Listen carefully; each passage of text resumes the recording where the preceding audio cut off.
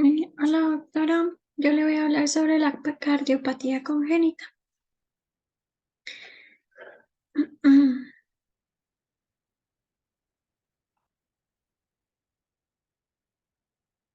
Entonces, la cardiopatía congénita se utiliza para describir las alteraciones anatómicas y funcionales del corazón y los grandes pasos que se originan antes del nacimiento.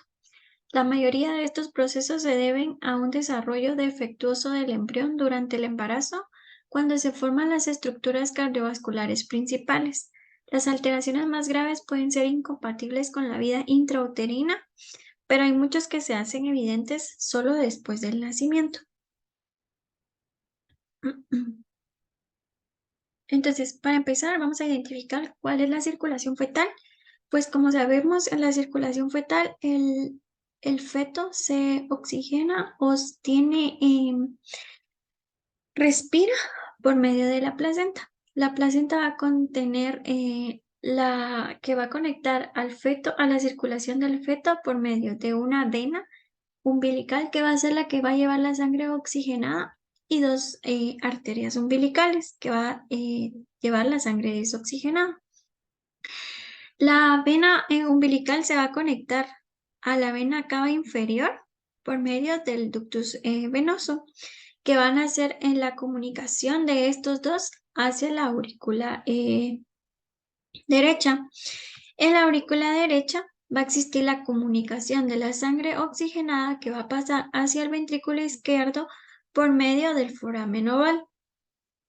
Y luego ya de la aurícula izquierda pasa al ventrículo de la aurícula izquierda pasa al ventrículo izquierdo, y del ventrículo izquierdo ya se va la sangre oxigenada por la aorta a la circulación sistémica. Sin embargo, hay menos del 10% va a pasar un poco de sangre oxigenada desde la aurícula izquierda, desde la aurícula derecha hacia el ventrículo derecho, que va a ser por medio de un ductus arterioso, que este ductus arterioso va a comunicar a la aorta para y así poder mandar el poco porcentaje de sangre oxigenada hacia la circulación sistémica. Cuando no ocurre el cierre de estos ductos o del foramen oval, ahí va a existir las anomalías congénitas que pueden presentar. Entonces, las anomalías congénitas las vamos a dividir en dos, que van a ser las anomalías congénitas cianóticas y las anomalías congénitas no cianóticas. Entonces, las anomalías congénitas cianóticas quiere decir que los recién nacidos con cardiopatía cianótica casi nunca pueden alcanzar una presión parcial de oxígeno mayor de 100 milímetros de mercurio después de respirar oxígeno al 100% por 10 o 20 minutos. Y la cardiopatía congénita no cianótica quiere decir que los recién nacidos con cardiopatía no cianótica alcanzan los valores de presión parcial de oxígeno mayor de 100 milímetros de mercurio. Que, van a que, que en estas vamos a caracterizarla porque en la cardiopatía congénita cianótica van a haber varias anomalías que, pues, en primer lugar vamos a tener la transposición de grandes vasos. También va a estar la tetralogía de Fallot, también va a estar el troncus arterioso, también va a estar la atrasia pulmonar, la comunicación interventricular, mientras que en la cardiopatía no cianótica, aquí vamos a identificar que va a haber defectos como defecto del tabique auricular, defecto del cojinete endocárdico, también la válvula aórtica bicúspide o la coartación aórtica, que también puede entrar en esta serie de patologías. Entonces, ¿cómo vamos a proceder cuando tenemos esto? Entonces, en el caso de mi paciente, le realizaron un ecocardiograma en el cual identificaron que tenía atresia pulmonar con comunicación interventricular. Y entonces, como aquí podemos ver, La atresia pulmonar significa que no va a pasar la sangre hacia la arteria pulmonar. Aquí nos puede identificar que está tapada la arteria pulmonar, entonces por consiguiente no puede pasar la sangre. Y la comunicación auricular, que es por medio de que no se cierra el ductus, entonces queda acá. La comunicación, que es el ductus arterioso, que va a comunicación del ventrículo derecho hacia el ventrículo izquierdo para que se vaya así a la aorta. Entonces todavía está abierto y no se cierra completamente. Entonces, ¿cuál va a ser nuestro plan? Entonces, vamos a identificar que va a haber una cianosis central y va a haber una saturación menor a 75%. Entonces, como en el caso de mi paciente, a pesar de que venía referida de un hospital, traía una ventilación mecánica por medio de una intubación endotraqueal. Entonces, a pesar de eso, traía una mala ventilación que venía oxigenándose 45% de saturación. Entonces, le realizan un test de hiperoxia. Entonces, si no va a existir respuesta, va a haber una cardiopatía congénita. Si va a existir respuesta, va a ser una patología pulmonar en sí. Entonces, ¿qué va a hacer? Se le va a realizar una radiografía de tórax. A mi paciente se le realizó una radiografía de tórax en la cual iban a identificar cardiomegalia, o sea, el corazón estaba súper gigante a comparación de un corazón normal. En el caso de mi paciente que tenía 1 año. Entonces, cuando vamos a tener varios patrones, va a haber un patrón vascular disminuido y un patrón vascular aumentado. Entre los patrones vasculares disminuidos vamos a encontrar la tetralogía de Fallot, la atrasia tricuspide, que va a estar en el lado derecho del corazón, la atrasia pulmonar, la estenosis pulmonar crítica, el ventrículo derecho de doble salida y el ventrículo único. Mientras que en el patrón vascular aumentado vamos a tener la transposición de grandes arterias. Entonces, ¿cómo lo vamos a manejar?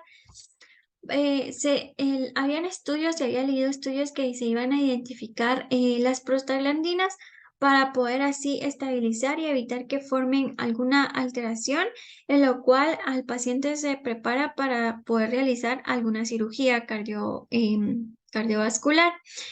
Y ya después, como último paso, se transfiere a un hospital de tercer nivel, como en el caso de mi paciente, la trasladaron del hospital de Salama hacia el hospital central del Hospital Roosevelt. Entonces, acá tenemos un algoritmo que está como súper especificado cómo vamos a manejar este tipo de cardiopatías. Entonces, en primer lugar, vamos a tener una radiografía torácica. Entonces, vamos a identificar si hay un flujo sanguíneo disminuido con corazón pequeño o normal. Entonces, aquí vamos a identificar que va a haber una hipertrofia ventricular RHV, que es una hipertrofia ventricular derecha, o la hipertrofia ventricular izquierda, o también como podemos identificar la desviación hacia el eje a la izquierda, en este caso, en un ecocardiograma. Entonces, entre las radiografías torácicas la vamos a clasificar en 5, que va a ser, en primer lugar, perdón.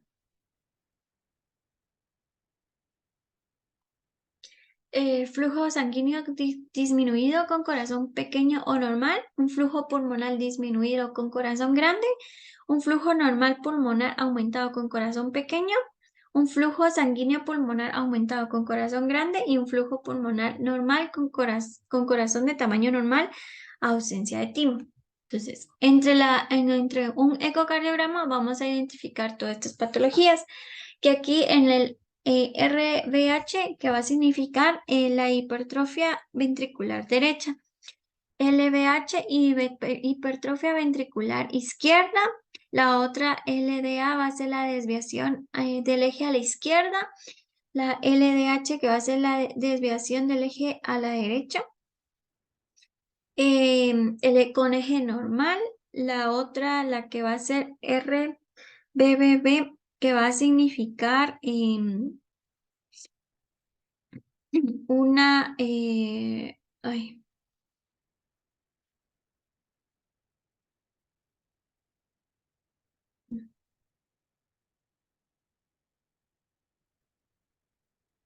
que va a ser directamente de corazón grande.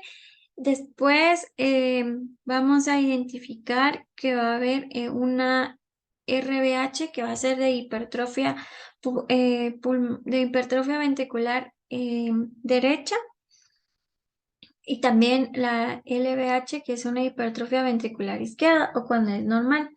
Entonces, entre diagnósticos diferenciales vamos a tener una atrasia ventricular pulmonar, em, que vamos a encontrar en los hallazgos ecocardiográficos.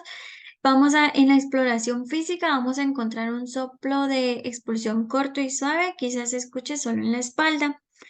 En la hipertrofia ventricular izquierda va a haber una atresia tricuspide con un soplo débil, em, y un soplo sistólico. Luego, en la hipertrofia ventricular izquierda, vamos a tener una atrasia pulmonar con trabito intacto, con soplos sistólicos y diastólicos en las shifoides. Y en la anomalía de Epstein, que va a haber un S2 muy separado, soplo diastólico es áspero en las shifoides. Entonces, todo esto tanto va a ser con un flujo pulmonar, cuando identificamos un flujo pulmonar, un flujo disminuido con corazón pequeño y un flujo con corazón grande. El tratamiento va a ser, si la presión parcial de oxígeno es baja, iniciar infusión de prostaglandinas para luego valorar una cirugía, ya que puede ser necesaria o no puede ser necesaria.